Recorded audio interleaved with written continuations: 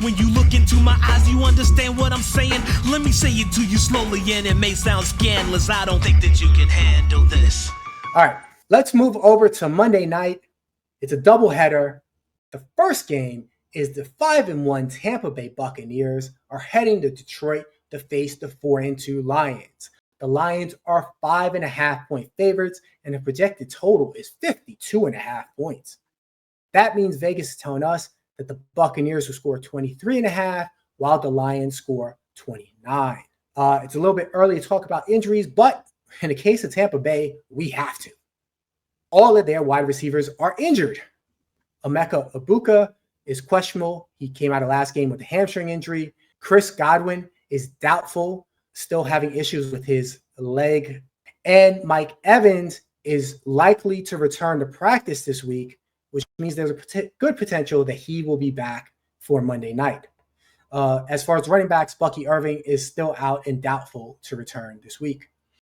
Mike, Steph, what do you think about this game? Who you got? Buccaneers, Lions.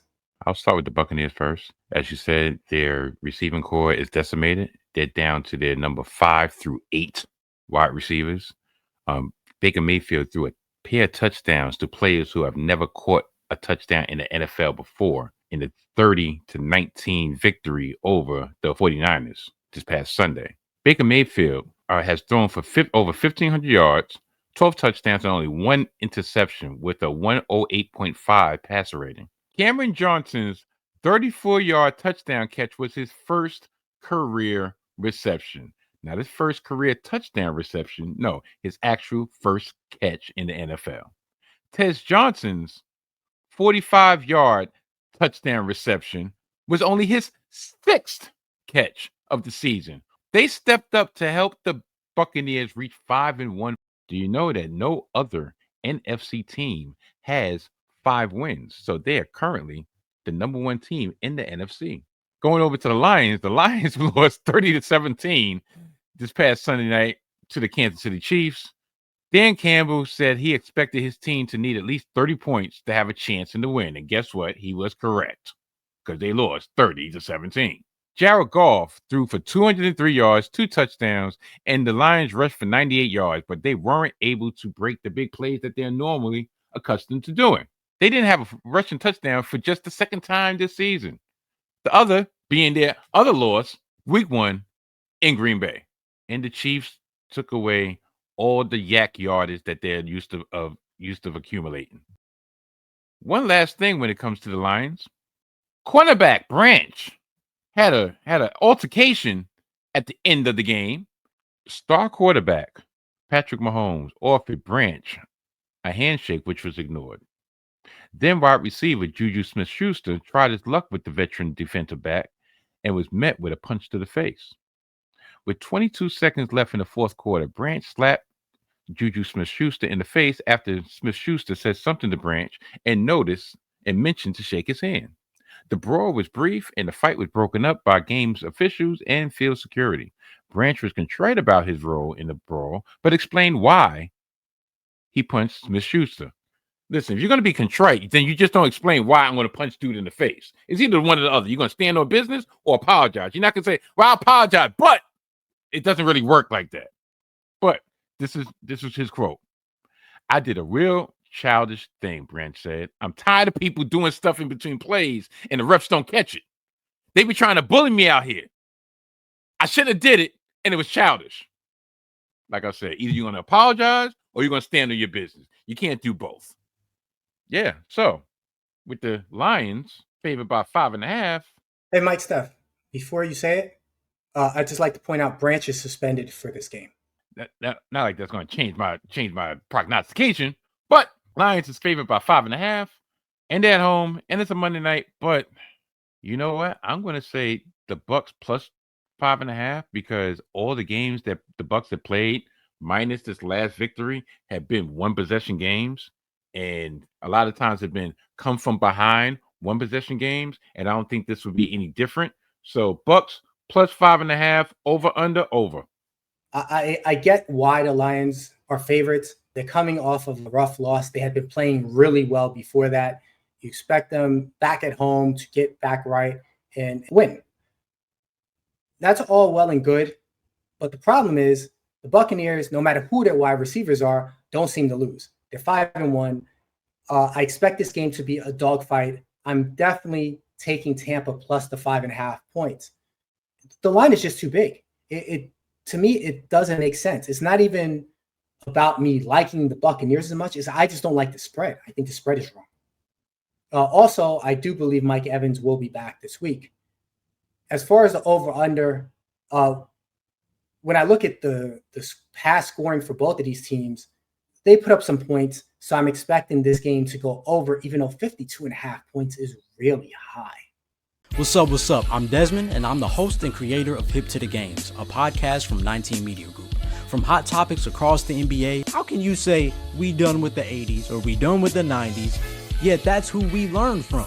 To album reviews and song breakdowns and everything in between, I take immense pride in genuinely appreciating the brilliance of basketball and hip-hop's past and present. If you too love the game of basketball and the game of rap, that means you're hip to the games. But no matter where you fall on that spectrum, I'm sure you'll find your place in the H2DG family, and I encourage you to join the fun. He has a little more knuck if you buck, if you will.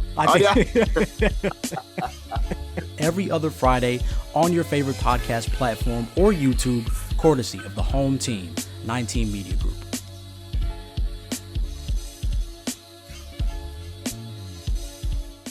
Last, maybe least, game 2 of Monday Night Football. We have the Houston Texans heading to Seattle to face the Seahawks. Houston is 2-3. Seattle is 4-2. Seattle is also the 3.5 point favorite. Projected total 40.5 points. A little bit too early to talk about injuries, so let's just get into it. Mike, Steph, what do you think about this game? The Houston Texans have won consecutive games after entering their bye week after a surprising 0-3 start. They haven't had a turnover in the last 2 games after combining for 5 through the first 3 weeks. Houston also got its first shutout since 2010, a 26-zip win over the Tennessee Titans 2 weeks ago before setting a franchise record for points on the road in a 44-10 rout at the Baltimore Ravens. C.J. Stroud has been great the last 2 weeks after getting off to a slow start under first-year offensive coordinator Nick Caley. He has thrown 6 touchdowns and no interceptions combined in the 2 wins after combining for only 2 touchdowns and 3 interceptions in the first 3 losses. Along with the turnovers, some of Houston's early struggles on offense came from a poor performance on the offensive line. Stroud was sacked 8 times in the first 3 games, but it's been sacked only 2 times in the last 2 games as the group has improved. The defense has been solid all year. The unit, led by defensive end Will Anderson Jr. and cornerback Derek Stingley, ranked first in the NFL by allowing just 12.2 points per game. Now, talking about defensive stalwart, we're talking about defensive Seattle Seahawks. But I'm going to start on the offensive side first. Sam Darnold threw for 295 yards with touchdown passes to Smith-Njigba and Cooper Kupp. And the Seattle Seahawks dominated the line of scrimmage on both sides in a 20-12 victory over the aforementioned Jacksonville Jaguars this past Sunday. Smith-Njigba finished with 8 catches for 162 yards as the Seahawks improved to a record of 4-2 and rebounded from their last-second loss to the Buccaneers. And also, with the win, they are now 3-0 on the road, and they are now 10-1 on the road under Coach McDonald during his tenure, going on a season and a half. Now, the home splits are frustrating, but this level of road dominance is astonishing, and really should allow Seattle Seahawks fans to dream big and have hope if Seattle goes on the road in the playoffs. Now, down to prediction time. Seattle, minus 3.5. Yeah, I'm taking Seattle, minus 3.5. Now, the over-under, I'm going to go under because these 2 teams are defensive stalwarts. It's probably going to be similar to a 2012 game or 17-14, even 24-14. But I believe Seattle at home, even though they've struggled at home, I believe they have enough to beat the Houston Texans and to cover the spread. Yeah, the way Seattle's been playing lately, you would definitely think that they have the advantage here. This team just makes me nervous in general, but they're playing against another team that makes me nervous. I don't really trust the Texans too much either. So I am going to go with you and take the Seahawks -3.5, but I am going to go over. The Texans seem to have figured out something on offense.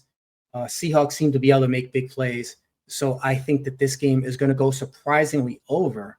And I'd like to point out that the total has already gone up 1 point. It's at 41.5, and I'm still comfortable going over that. All right, Mike Steph, it is time to go. So take us home. Okay. Thank you once again for making Hidden Gems Football the football podcast y'all choose to view and the football podcast y'all choose to listen to. We're greatly indebted to each and every one of y'all to take that time out for us, and we truly appreciate it.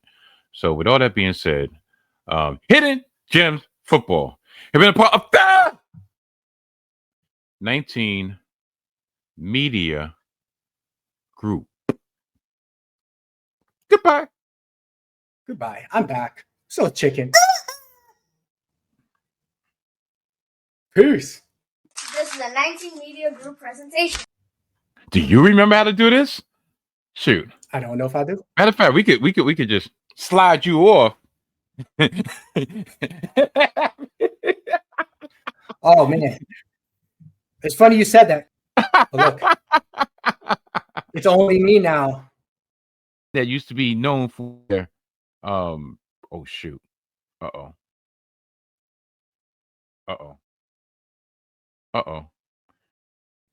Spotlight is mine. Where was that? Maybe I should look at my notes. Maybe I should do that. Darn, that was choppy. Shoot, you know why? Because I had the time of my life, and I never felt this way before until he came back. I'm tired of that chicken. What would Hidden Gem Football be without some crooning from yours truly? It just wouldn't be right. See y'all next week. Same could be said for the chicken. Goodbye.